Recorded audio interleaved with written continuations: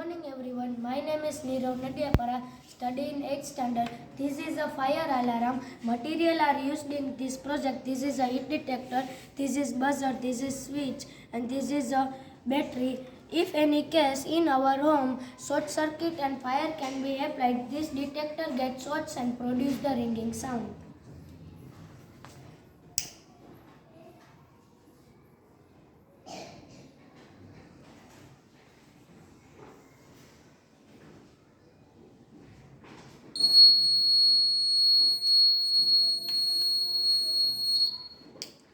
This is a water level indicator. Water level indicator can be used in every big tank. This shows the percentage of water, how much water can fill in this water tank.